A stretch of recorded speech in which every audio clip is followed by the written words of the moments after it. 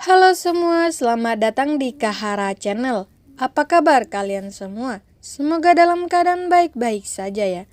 Di video kali ini Mimin mau review Voice Season 4 untuk episode 4-nya. Diawali dengan kaburnya Gong Suji dari pengawasan Nick, seorang petugas LAPD. Inilah Gong Suji yang sedang kesakitan karena bekas operasi usus buntu. Dia yang sedang menunggu di depan lift mendengar sebuah senandung. Kapten Derek dan Kang Kwon-ju dari tempat yang berbeda sama-sama bergegas menuju rumah sakit. Nick menemukan Gong Suji dan berhasil mengamankannya. Dia menjadi tersangka pembunuh Lisa. Sampailah mereka di rumah sakit.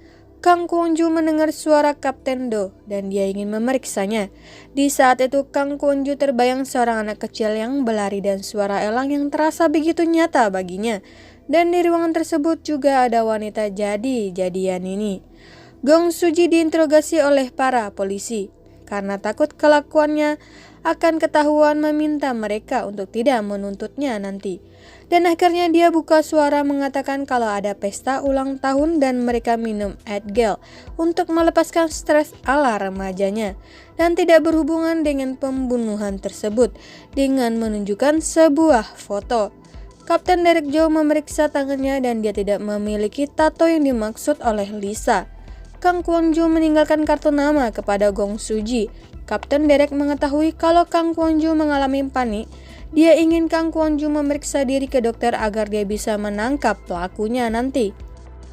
Pak Eun-soo mendapat info dari kawannya. Masa kelam Kapten Derek Jo dan Seung-ha lah satu-satunya keluarga yang dimilikinya.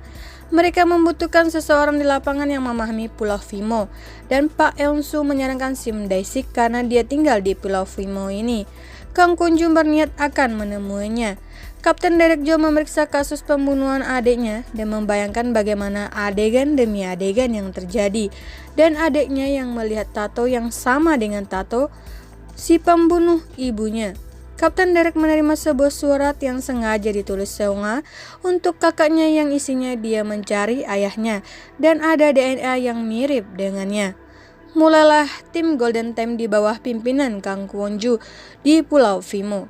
Dan dia akan mendatangi detektif Sim Dae-sik.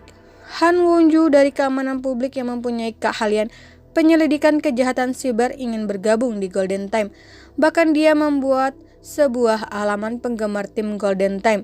Dia mengatakan korban Lee Hyo-min memainkan pertandingan bernama Circus Peirot, tetapi tidak ada orang yang waras yang memainkan permainan tersebut. Kang Kwon-ju sampai di tempatnya Sim Dae-sik mengajaknya untuk bergabung dengan Golden Ten, tetapi detektif Sim menolaknya. Pak Eun-soo menelpon Kang Kwon-ju mengatakan kalau para korban Lee Hyo-min dan Jo Beum-tae memainkan game yang sama yaitu Circus Peirot. Kang Kwon-ju kembali ke kantor sedangkan si detektif Sim Dae-sik masih ragu dengan keputusannya. Dia pun mempunyai trauma saat melawan psikopat ini. Kang Kwon-ju menemui Han Woo-ju dan dia menjabarkan game yang dimainkan oleh para korbannya, yang tujuan dari game tersebut membunuh orang terdekat mereka. Berpindah ke panggilan baru yang masuk di 112, di mana ada seorang Ajuma, Sunray yang mengamuk, menyerang Go Sodong. Ajuma ini berpikir kalau seorang mayat di kuali besar tengah laut adalah cucunya Gaeun.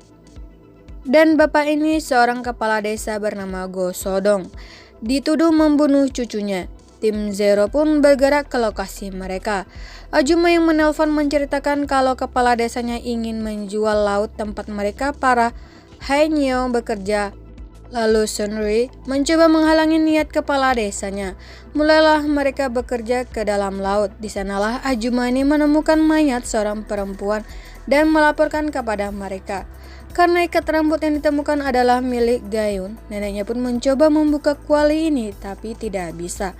Motif Go Sodong sebenarnya cukup kuat untuk menjadi tersangka pembunuh Gaeun, karena gadis ini juga mengetahui Go Sodong menanam bunga opium. Kang Kwon-ju meminta bantuan polisi maritim untuk mengeluarkan mayat ini. Kang Kwon-ju ingin Ajuma ini bercerita banyak tentang Gaeun. Gaeun mulai banyak membantah neneknya. Si gadis remaja ini ingin bersenang-senang dan juga mengancam Go Sodong untuk mendapatkan uang karena dia mengetahui Go Sodong pamannya ini mempunyai perkebunan opium. Perkelahian mereka mulai terlihat lebih berbahaya. Di saat itu tim lapangan sampai ke lokasi. Mereka berusaha untuk mengalihkan perhatian Ajuma ini. Untunglah akhirnya berhasil diamankan. Kapten Derek Joe melihat seseorang yang mencurigakan. Di lain tempat, polisi maritim berhasil mengevakuasi korban ke permukaan, tapi wajahnya tidak bisa dikenali. Ajuma ini pun dibawa untuk melihat korban ini, tapi Sondre menyadari kalau jasad ini bukan Geun. Detektif Sim Desik yang juga di sana mengenali jasad tersebut kalau itu adalah rekan instruktur selam juga. Dia melihat dari tato yang dimiliki perempuan ini. Di jasadnya juga ditemukan bekas suntik yang berarti dia adalah seorang pecandu. Geun adalah teman dekat korban ini yang bernama Chae Soyeon. Kabarnya ada barang yang diimpor geng naga hitam yang hilang di laut. Benda itu adalah Starflower. Mereka mengetahui informasi dari Han Woo-ju kalau Chae Soyeon adalah pengedar, yang dimana baru-baru ini dia menjual Starflower. Jadi mereka berasumsi kalau Chae Soyeon menemukan barang tersebut dan dibunuh karena mereka menginginkannya. Lalu kawannya Sim Desik ini teringat kalau dia melihat Chae Soyeon dan Geun membawa tas coklat. Derek di sana mencurigai seseorang dan dia meminta Kang Kwon-ju untuk mendengarnya. Dan benar saja, Geun ada bersama mereka, tapi orang itu menyadarinya dan berlari. Di saat itu Gong Suji menelpon Kang Kwon-ju. Dia ingin bertemu. Mereka berjanji bertemu di Taman Surok karena Gong Suji mendengar senandung yang sama sewaktu dia di pesawat dan dia mendengar lagi di rumah sakit juga. Gong Suji berpikir kalau dia diikuti oleh pembunuh ini karena telah merekamnya. Setelah mengirim video tersebut, Gong Suji kaget karena Kang Kwon-ju ada di dekatnya. Begitu cepat Gong Suji menyadari kalau perempuan ini bukanlah orang yang sama. Dia berusaha menghubungi 112 tapi ketahuan.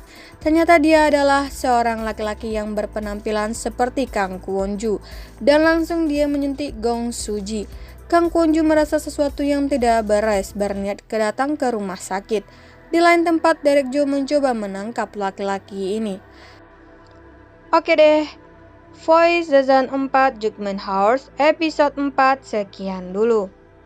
Jika kalian menyukai video ini, jangan lupa dukung Mimin selalu dengan cara like, share, dan subscribe-nya guys. Bye-bye.